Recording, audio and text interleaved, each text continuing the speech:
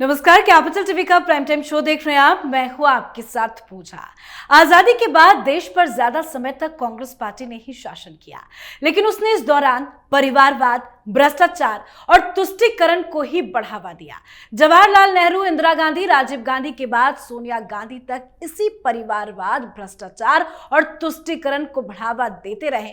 इसी वजह से स्वतंत्रता दिवस के अवसर पर लाल किले की प्राचीर से प्रधानमंत्री नरेंद्र मोदी ने कहा था कि भ्रष्टाचार, परिवारवाद और तुष्टीकरण जैसी कुरीतियां देश को खोखला कर रही हैं और इन सब को जड़ से खत्म करना ही होगा। जो भ्रष्टाचार करेगा, चाहे वो जितना भी बड़ा नेता क्यों ना हो, उस पर कार्रवाई जरूर होगी।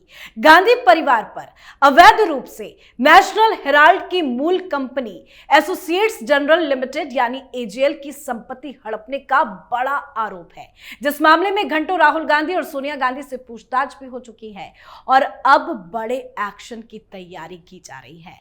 खबर है कि ईडी इस केस में चार्जशीट दाखिल करने वाली है और उससे पहले ईडी राहुल गांधी से पूछताछ भी कर सकती है। तो क्या राहुल गांधी को मिलने वाला है ईडी का समन?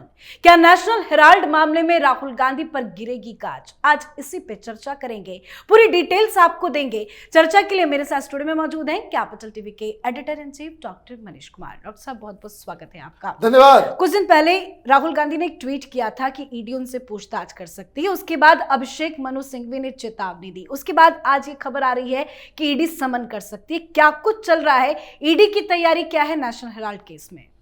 देखिए, राहुल गांधी पिछले इलेक्शन में एक जुमला दे रहे थे कांग्रेस पार्टी के सोशल मीडिया में, डरो मत। तो ये तो अभी कांग्रेसियों के ऊपर अप्लाई होना चाहिए। डर ऐसा लग रहा है कि 2 बजे रात में ट्वीट करते हैं राहुल गांधी। हालांकि मैं आपको एक बात बता दूं, राहुल गांधी को 9 बजे रात के बाद अगले दिन 11 बजे तक कांग्रेस पार्टी का कोई लीडर न कॉल कर सकता है, न उसको डिस्टर्ब कर सकता है। He is of,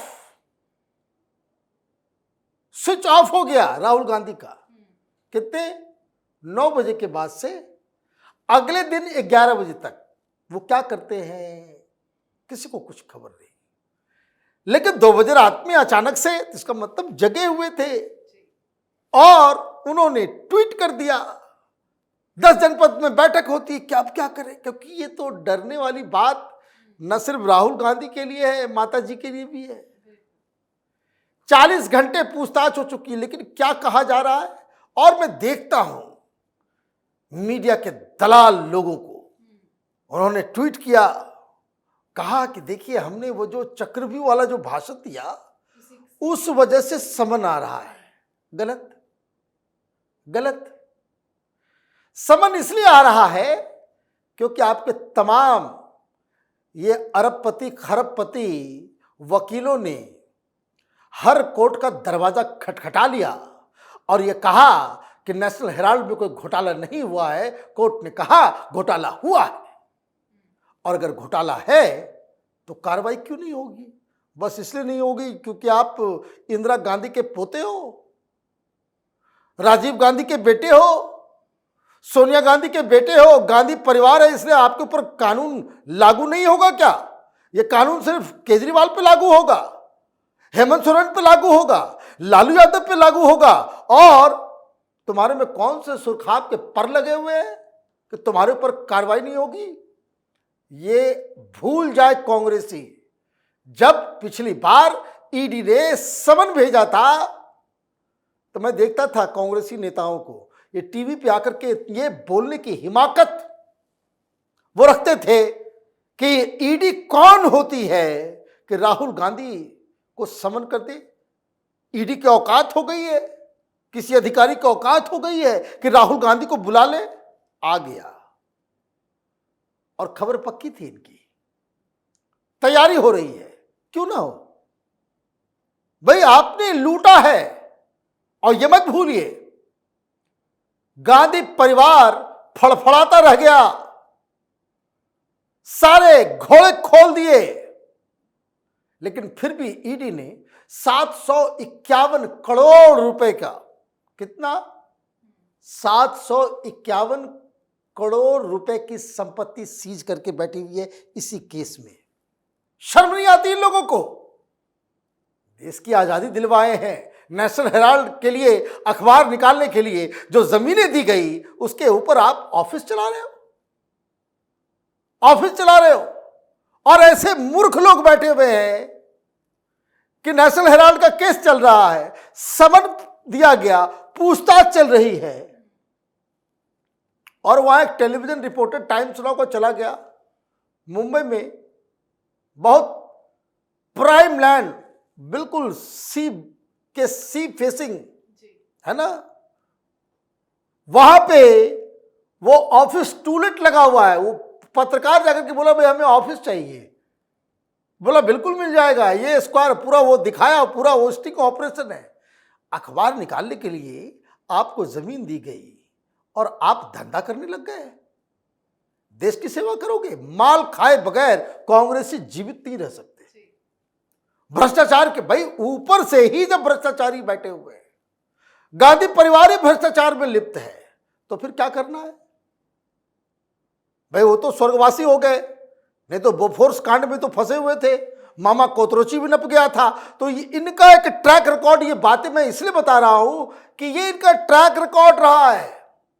Rajiv Gandhi foundation में ये चाइना से पैसे खा रहे हैं, कुछ आतंकवादियों से भी पैसे खा रहे थे, ये तो इनका खुद का डिक्लेरेशन है।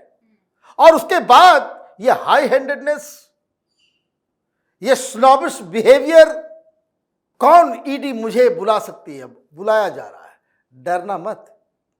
और वो डर का आप ये देखिए, हिसाब किताब ये है कि धमकी देने उतर गए अभिषेक मनु सिंह भी, खबरदार उसको छुआ तो लीजिए, ना छुओगे ना पकड़ मिले, गिरफ्तार भी हो सकते हैं राहुल गांधी। लेकिन राहुल गांधी ने ट्वीट किया था कि मैं खुली बाहें से ईडी के अधिकारियों का स्वागत कर रहा हूं, चाय बिस्किट के साथ। भाई ये तो केजरीवाल भी कहता था, तिहाड़ जेल में है ना। ये सब हवाबाजी करने से काम थोड़ी चलता है, भौकाल बनाने से काम नहीं चलता, वो कानून चलता है उधर। वो आप लोग हार चुके हो, बेल के ऊपर बाहर हो। अब समय बीत रहा है, समय बीत रहा है, तो कोई पूछेगा भी कल कोई भी प्रधानमंत्री से इंटरव्यू करे, गृह मंत्री से इंटरव्यू करे, फाइनेंस मिनिस्टर से इंटरव्यू करे, वो कहे कि भाई भ्रष्टाचार के खिलाफ आप लड़ेंगे, तो वो पूछ ले भाई राहुल गांधी के केस में क्या हुआ, तो क्या जवाब देंगे? ये क्या जवाब दिया जाएगा? अच्छा, चुनाव से पहले करते तो कहते भाई देखो चुनाव से पहले राहुल गांधी को तंग किया जा रहा है। अभी तो चुनाव नहीं, चुनाव खत्म हो गया।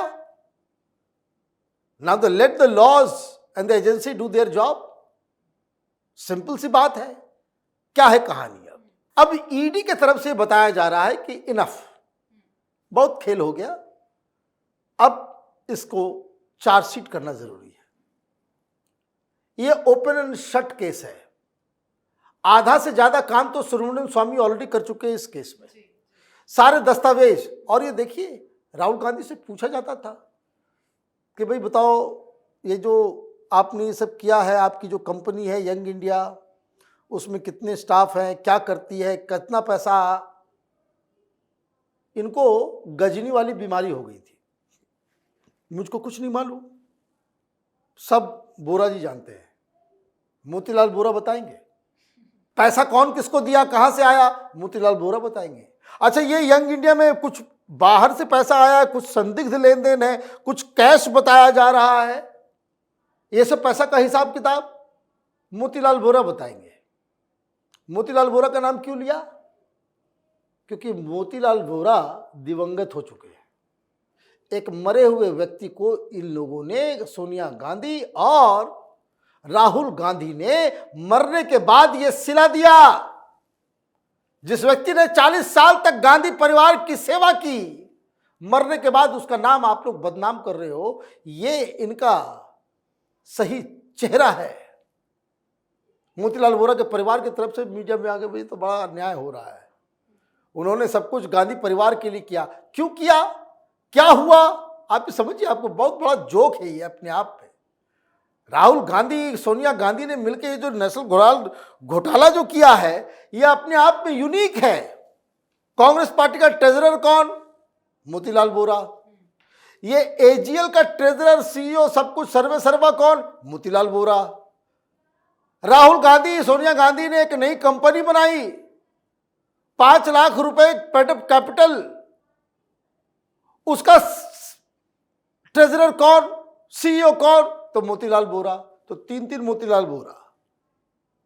अब मालूम चल रहा है कि एक मोतीलाल वोरा दूसरे मोतीलाल वोरे से पैसे मांग रहा है, दूसरा मोतीलाल वोरा जो है वो पैसे दे रहा है, फिर पहला वाला जो है वो माफ कर दे रहा है, उसको कहता है कि 90 करोड़ रुपए दो, 90 करोड़ रुपए नहीं दोगे तो 50 लाख रुपए में बेच दो। ये आपस में ही घिचबिच करके इनको लगा कि सोनिया गांधी है। ये सब 2010 में यूपीए की सरकार चल रही है कि देश पे अपनी बपौती है हमारी, हमें कौन क्या कर लेगा। कानून, इनकम टैक्स, ईडी, ये सब हमारे जूते के नीचे है। देश का कानून गांधी परिवार पे लागू नहीं होता है, इसी चक्कर में फंसे हैं। अब बहुत वो क्या, डरो मत, है ना, वो बता रहे कि डरो मत। कौन सा मुद्रा बताते थे? अभय मुद्रा है, अभय मुद्रा बता करके कि डरना मत। तो ये डर क्यों लग रहा है? ये क्यों इस तरह का अनाप शनाप बात जो मनु सिंघवी साहब कह रहे हैं कि देश में आग लग जाएगा तो ये हो जाएगा, वो हो जाएगा, no, never never, don't touch him. तो अब देखिए टच भी किया जाएगा और वो इसमें पकड़े गए तो तिहाड़ भी जाना पड़ेगा। मनु सिंघवी साहब का रिकॉर्ड बड़ा खराब है।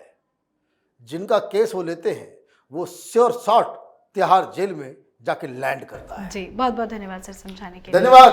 तो जमानत पर बाहर राहुल गांधी की मुसीबत जरूर बढ़ेगी और शायद वो दिन भी दूर नहीं जब राहुल गांधी सलाखों के पीछे नजर आएंगे। जल्द राहुल गांधी को ईडी समन कर सकती है, एक बार फिर से पूछताछ के लिए बुला सकती है। हालांकि कुछ दिन पहले राहुल गांधी ने खुद दावा किया था कि ईडी उनसे पूछताछ की तैयारी कर रही है, जिनके स्वागत के लिए राहुल गांधी तैयार है। अभिषेक मनु सिंघवी ने तो चेतावनी भी दे डाली थी कि अगर ईडी राहुल गांधी को गिरफ्तार करने के बारे में सोचते भी है तो देश बीजेपी के ताबूत में आखिरी कील ठोक देगा। तो पहले राहुल गांधी का दावा, फिर अभिषेक मनु सिंघवी की चेतावनी, फिर राहुल गांधी को ईडी समन की खबर। मतलब जल्द कुछ जरूर बड़ा होने वाला है। इस पर आप अपनी राय कमेंट कर लिखें। देखते रहिए कैपिटल टीवी। नमस्कार।